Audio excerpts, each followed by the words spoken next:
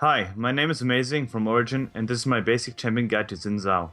Xin Zhao is a champion that excels at solo queue most in pre-mid opportunities and situations because of his kit.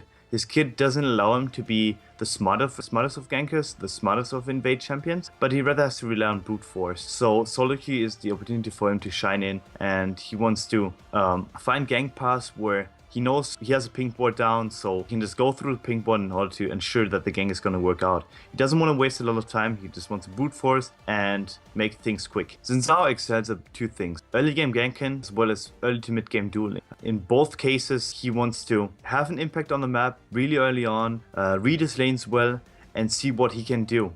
As I said before, the brute force part about him is pretty big, so he cannot just rely on the enemy to basically just play the lane normally and everything like that and he's able to punish that. But he rather has to wait for mistakes to happen, and these mistakes is something are things that Xin Zhao is able to punish really strongly. So he has to wait for opportunities where these mistakes happen. He doesn't want to become a team fighter. He rather wants to win the game before that actually happens, because his kit doesn't allow him to be the strongest of team fighters, because he can be easily kited after his initial C is down, and there's no peel that he can provide technically. It's only his R, which is kind of a weaker version of his R. So he cannot insec, he cannot be the main engage tool, but he rather someone that is following up in late game teamfight.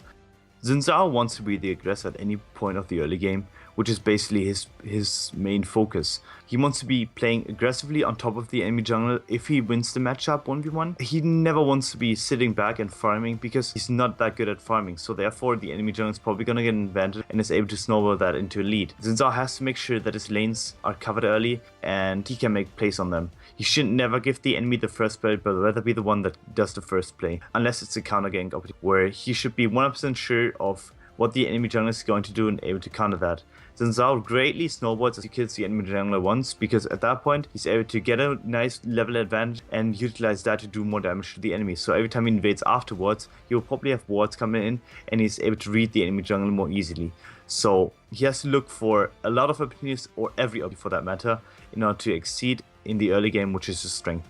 With Xin Zhao, you kind of want to have brute force, as I already mentioned. So you wanna have the enemy overextend in order to do the most damage. It's not a situation where, with for example Lee Sin, where you can ward W over the Drake pit and then make a sneaky gank happen. But with Zhao, you have to walk around or walk right through the river. So in an ideal situation, what you want to look for is to have a top or mid lane pushing for the enemy, so you can sneak up behind them or walk behind them and basically be in auto attack range before you use the E. So you want to auto attack Q, and as soon as the enemy uses the gap closer or flashes, you want to follow up with the E, and if the 3 talent strikes still didn't proc and the knockup didn't proc yet, it's gonna follow you to the E. So you basically bait the enemy team flashing away or dashing away, and then use the gap close in order to ensure that he's going to be knocked up again and therefore killed in most situations. I think if Xin Zhao is ever able to get a 3 talent strike complete on the enemy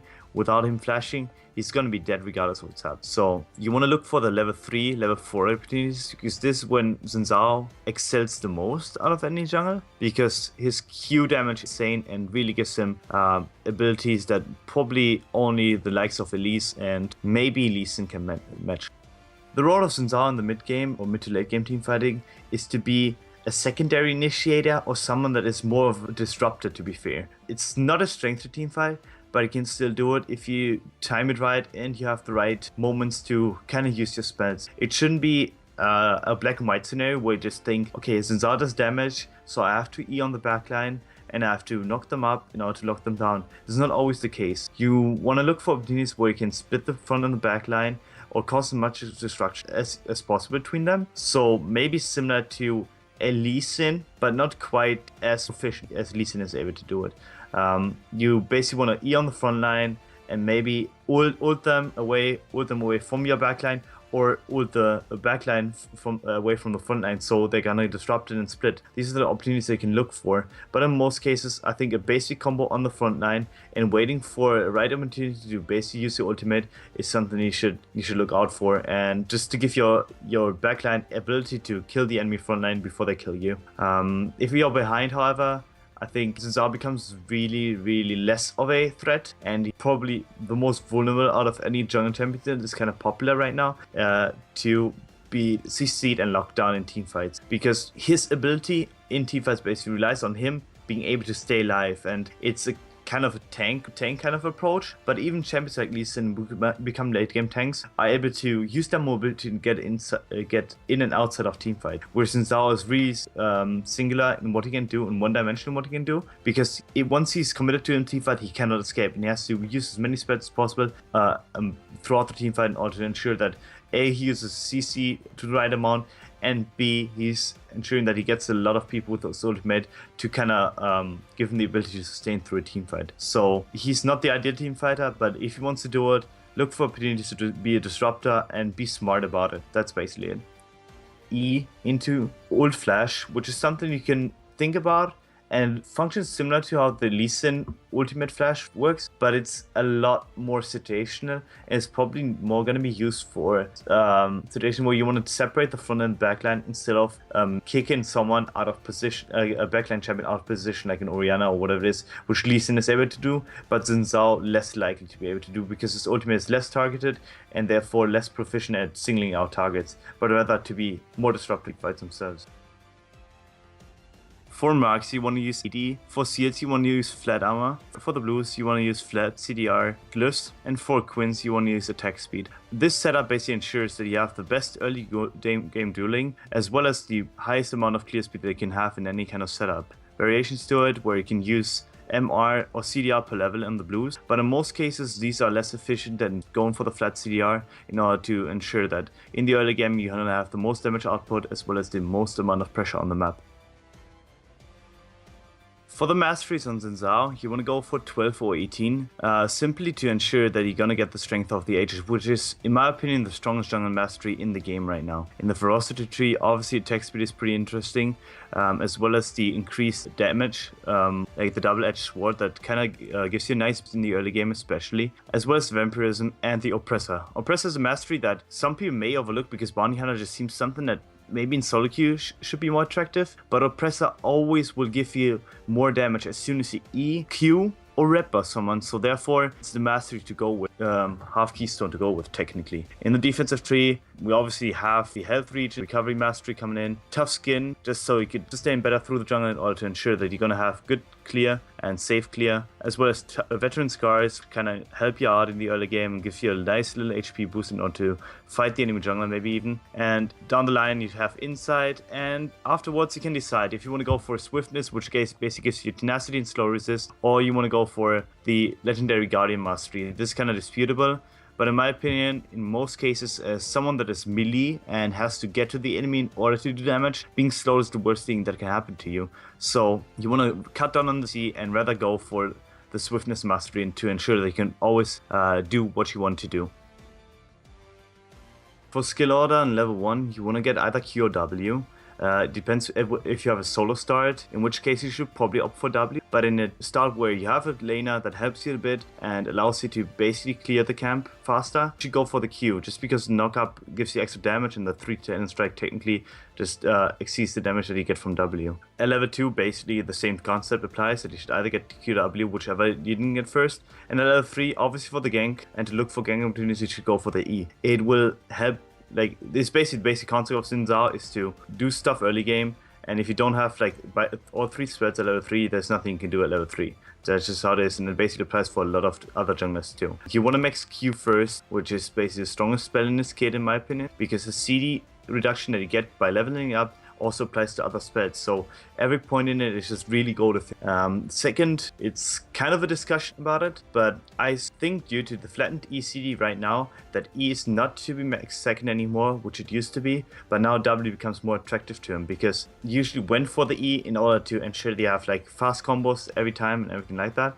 But now you don't need that anymore. You have the same combo speed every time because the E CD has been flattened. So the W spell, which gives you an innate crit on the 3rd attack, as well as a nice boost of heal, is just something you should look out for, especially if you look to split push later on in the game. For Xin Zhao, there are two options to go with. Either you decide to go for the Devour, which basically gives you the nice stacking option in order to be mid to late game split pusher, or you decide to go for the Xin Zhao, which is basically making your team fighter and someone that provides a lot of utility with his R and his Q and his gap closer and E in order to sit on the enemy backline and just be as annoying as he can be. I'm going to elaborate on Xin Zhao first because I think it's the more approachable build for most situations, and you should definitely start out in trying to either go for the blue or red smite depending on what your preference is, because blue smite kind of allows you to gank better, red smite allows you to do it better. So if you have a good knowledge of where the enemy jungle is at all times and you can kind of find them in his jungle, then you should go for the red smite and definitely trust your own abilities in that scenario. Whereas if you are really gank heavy and you want to be following that style, then you should go for the blue smite just to ensure that your ganks are going to be more powerful and you may not even have to get close with the E initially before he flashes. So you can do some fancy where you blue smite the enemy, walk up to him, auto attack Q, and then as soon as he flashes, you E into him and he's still gonna be slowed. So that is something that you just have to think about and see for yourself. In either way, you should path in Xin Zhao and probably obtain early boot.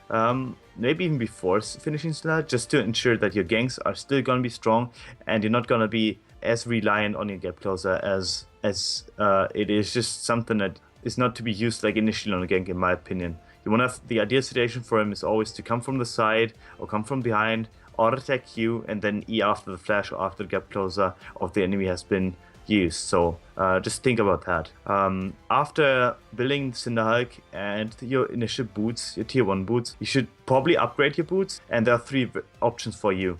Either there's a swiftness boot just to ensure that you're going to be on the map 24/7 and you're going to be walking from lane to lane and trying to gank as much as possible, which kind of replace the old mobility boots that used to be the flavor of the month technically. For the teamfight options, there's also obviously the Ninja Tabi to just give you a nice boost of armor against 80 heavy comms or auto attack heavy comms, or the Merc Treads, which would probably bode well, especially with the 15% CDR that you already have in the defense tree. If that adds up, you're going to be up to 40%, and it's going to help you stay alive in fight in case the enemy is CC heavy. Beyond that, good armor items in my opinion are Randuin and Deadman's Blade. Both of these items really give you this little edge in terms of teamfight ability and allow you to chase people down or keep people occupied, which Xin Zhao's kit is pretty good at. For magic resist option, you should obviously go for an early Spectre Scout or the Aegis which builds into Locket, just to give you an early boost of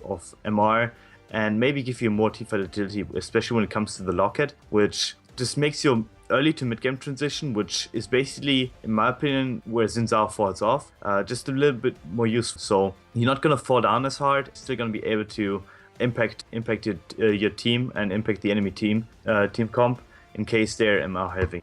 For the Devour route, which is the more solitary route, you should definitely try to apply a lot of pressure even if you build it, because just building Devour doesn't mean that you shouldn't farm or you shouldn't be doing any of that. You should try to scale. Obviously, you should try to like do whatever you want to, but still kind of not just like go autopilot and AFK farm, but rather like try to use the extra incentive to farm to maybe obtain a bit more items, which can lead into more mid to late game split pushing, which would be something that you could pursue. For example, after the Devour, you could go for the Rage Blade, which is obviously going to be nerfed next patch, so you may not be able to see that anymore. But offensive items that you could pursue if you want to do it are Triforce, the Titanic Hydra, which is this really situational, especially if you're going to devour, the HP pool of yours is going to be a bit lower, so it's not going to be as gold efficient. But in general, just Humus, Triforce, movement speed items that just give you this extra edge in terms of chasing people down and keeping them occupied. Thanks for watching this basic champion guide. Make sure to check out the rest of the guides over at lolclass.com.